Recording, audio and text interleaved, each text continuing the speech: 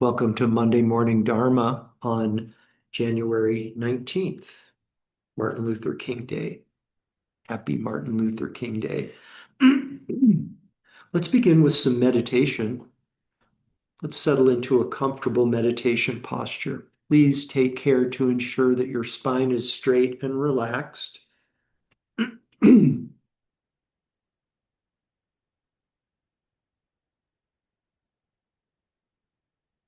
Allow yourself to settle and to rest.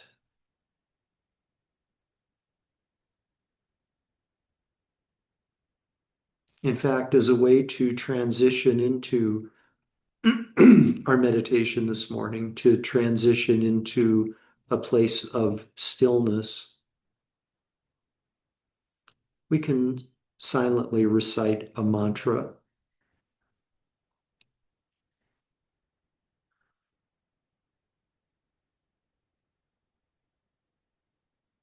On your inhalation, you can silently say to yourself, settle. At the top of your at the top of your inhalation, rest. And on the exhalation, the word allow. Settle, rest, allow, as in allow the world and everyone in it to be as they are.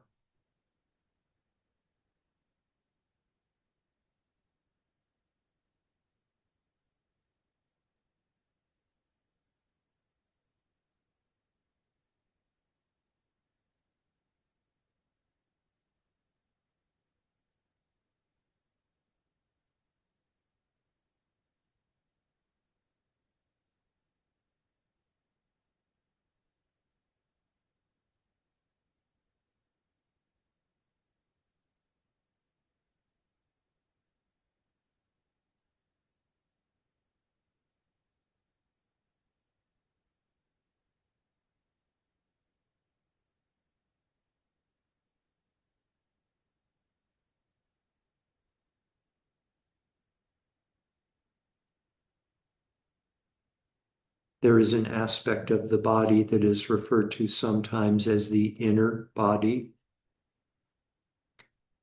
Some schools of meditation refer to it as the subtle body. And by coming into contact with your inner body, you can make manifest a more tranquil, supple state of awareness. So to accomplish this, I'd like you to please draw your awareness inside of your body and become aware of sensations. These sensations may start in your hands and your feet in the form of a tingling, perhaps a lightness, perhaps a heaviness, perhaps a pulsation. No analysis is necessary. There's nothing to figure out. Just be the silent observer of these sensations and allow a more tranquil, awakened state of awareness to emerge.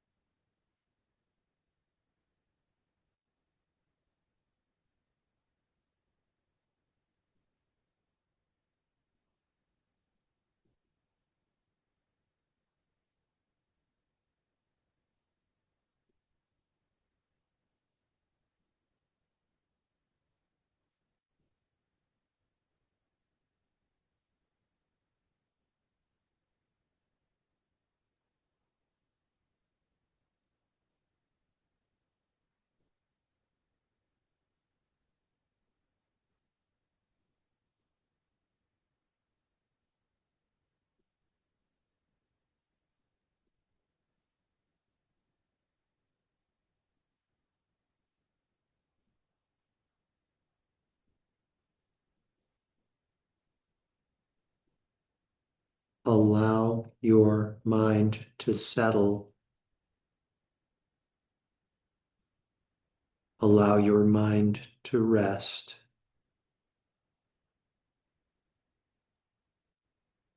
Allow your mind to allow. Allow all that is to be as it is.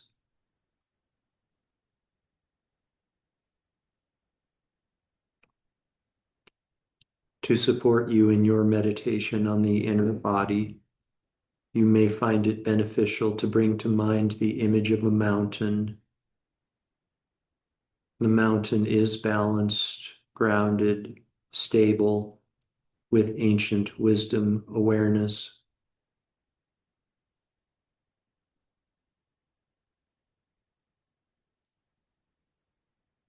Moment by moment by moment, the mountain simply observes silently. Snow may fall on the mountain, accumulate, and then disappear. A nearby river may rise and then recede. A small sapling may grow into a giant tree, become uprooted, and then fall to the ground. The mountain simply observes silently, no judgment, no labeling, no speculation, no expectation.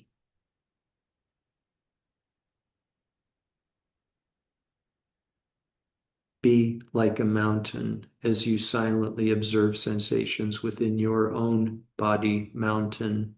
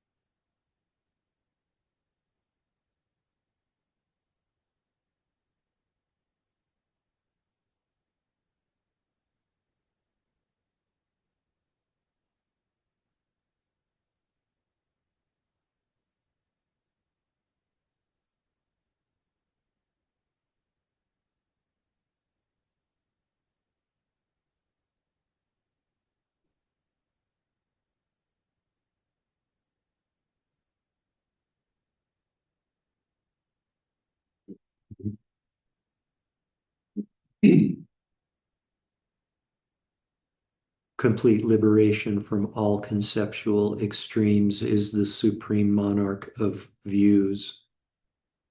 Boundless vastness is the supreme monarch of meditations. Being directionless and utterly impartial is the supreme monarch of conduct. Self-liberation beyond expectation or hope is the supreme result or fruition.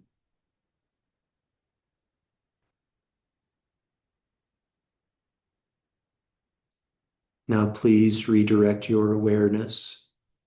Become aware again of your physical body and allow your breathing to become less shallow.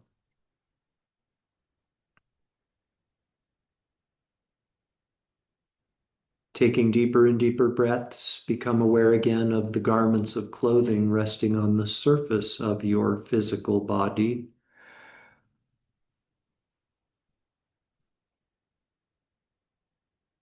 Become aware again of your surroundings inside the room that you're occupying. Deeper and deeper breaths, becoming aware again of the world that exists outside of the room that you're occupying.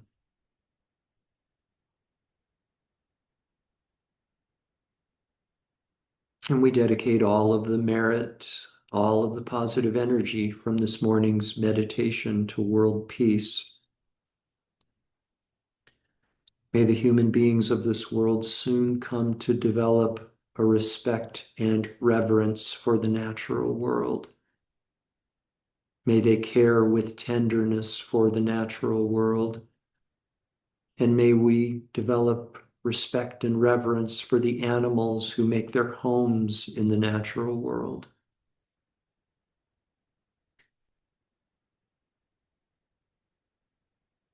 Completely fill up your belly and lungs with air.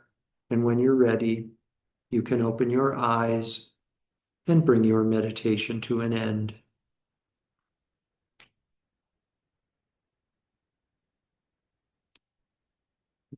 Thank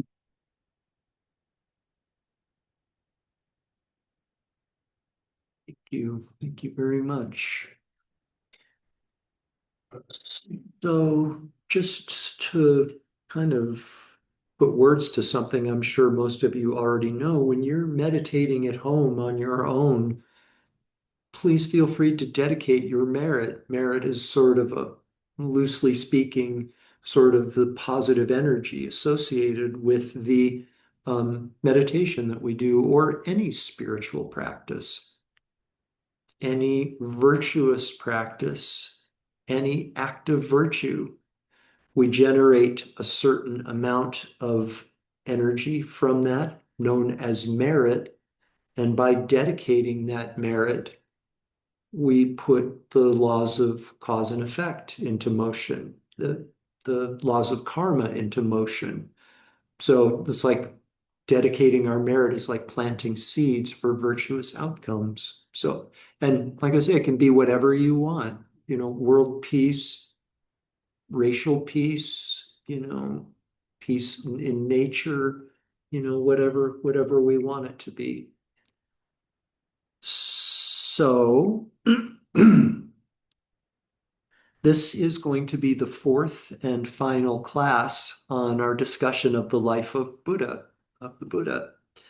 Um, and where we last left in Friday's class, Siddhartha Gautama had sat down under the Bodhi tree and vowed not to rise until he had found a path that led to complete and permanent liberation from all forms of suffering. And he achieved that. He achieved that goal. I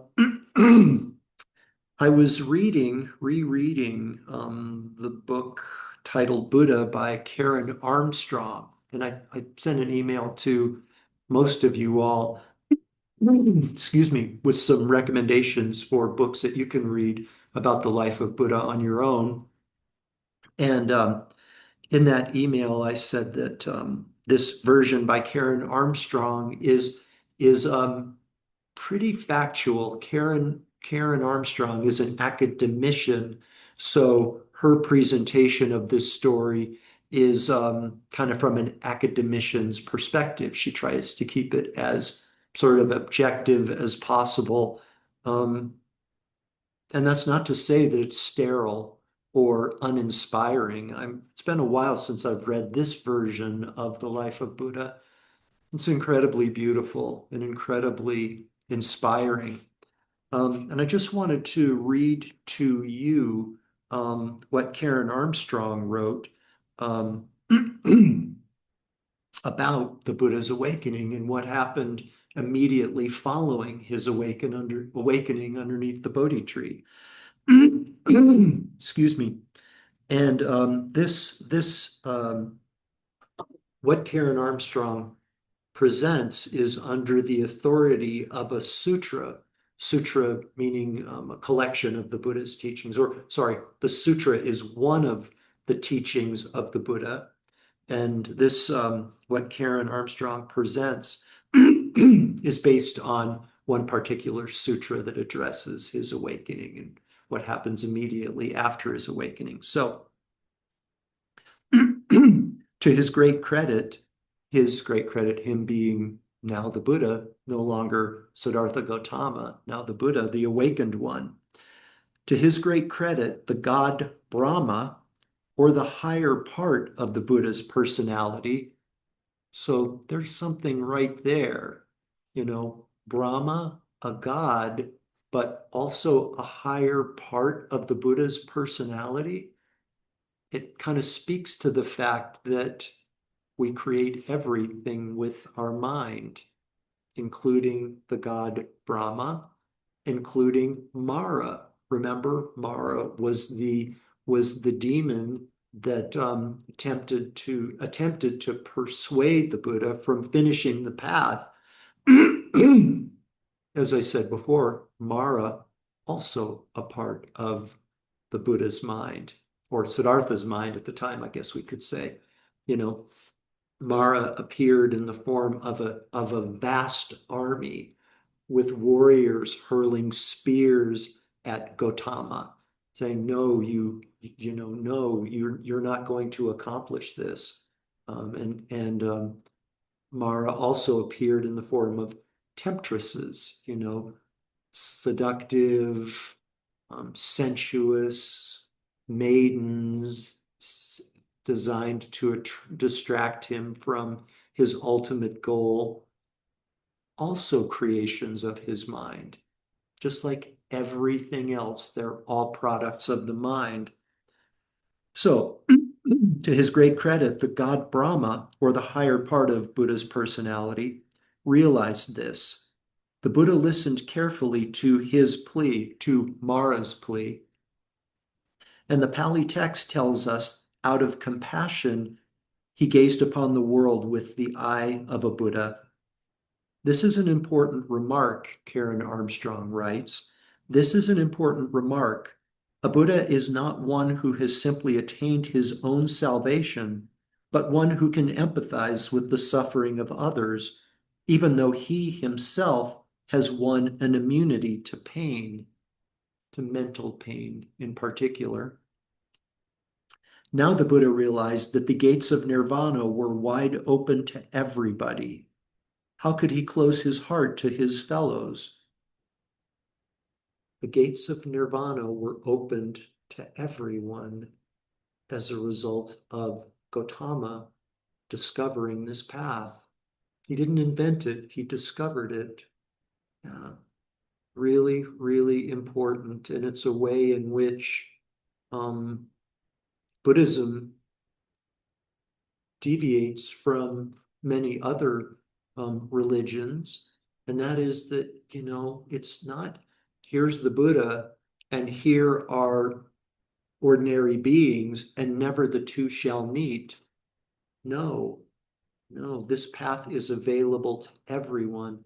The peace of nirvana is available to everyone. And it was through this realization that the awakened one decided to teach. But it wasn't without some hesitations about teaching. Yeah. At first, I'm not sure what I've got here, but at first, the Buddha, people around him,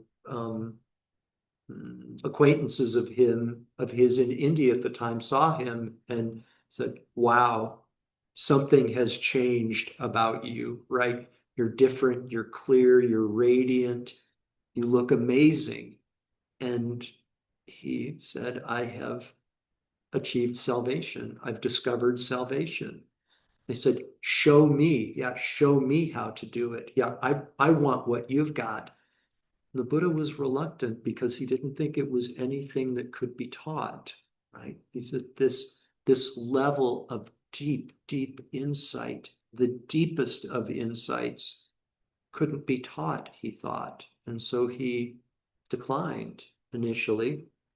Hence Brahma entering the scene to kind of try to influence. Yeah. Again, this is an important remark. A Buddha is not one who has simply attained his own salvation, but one who can empathize with the suffering of others, even though he himself has won an immunity to pain or a liberation from pain. Now the Buddha realized that the gates of nirvana were wide open to everyone. How could he close his heart to his fellows, his fellow humans, or fellow sentient beings? An essential part of the truth he had realized under the Bodhi tree was that to live morally was to live for others.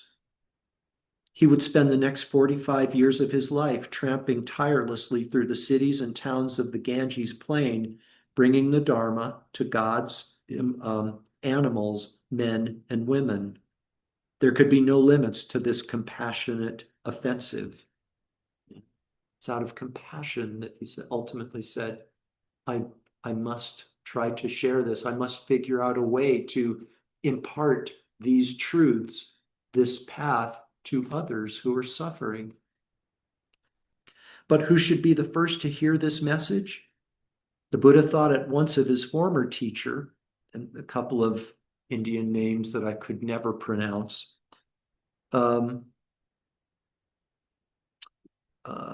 He thought about teaching to his former teachers who were waiting nearby, but the Buddha learned that they had recently died. His teachers had been good men who could certainly have understood his Dharma. Now, through no fault of their own, they had missed their chance and were condemned to yet another life of pain, another rebirth. So, in the 3 minutes that are left, the Buddha's first students ultimately became the 5 ascetics with whom he had been practicing asceticism. Actually, students of his on the ascetic path. Because remember, Siddhartha at the time had mastered the path of asceticism so much so that the other ascetics became his students. He realized that asceticism was not a valid path to complete liberation, nor was opulence a path to liberation. It was the middle way. And so when he realized this, he started doing radical things like eating food and drinking water and wearing clothes and sheltering himself. His ascetics found out about this and said, oh no, he's left the holy path. He's become a worldly being and we don't want anything to do with him. But when he approached his 5 former Sangha members, if you will, they too sensed something about Siddhartha and kind of pretty quickly sort of were won over by his countenance, his presence, his light. And so they became his first 5 students or devotees, if you will. One other sidebar with what little time we have is in the email that I sent you with the story of the life of the Buddha, I told you that my favorite changes from time to time. So don't hold me to saying that this is my permanent favorite. But But Footprints of Gautama the Buddha tells the story of the life of Buddha from the point at which he attained his awakening and started teaching to his former fellow ascetics.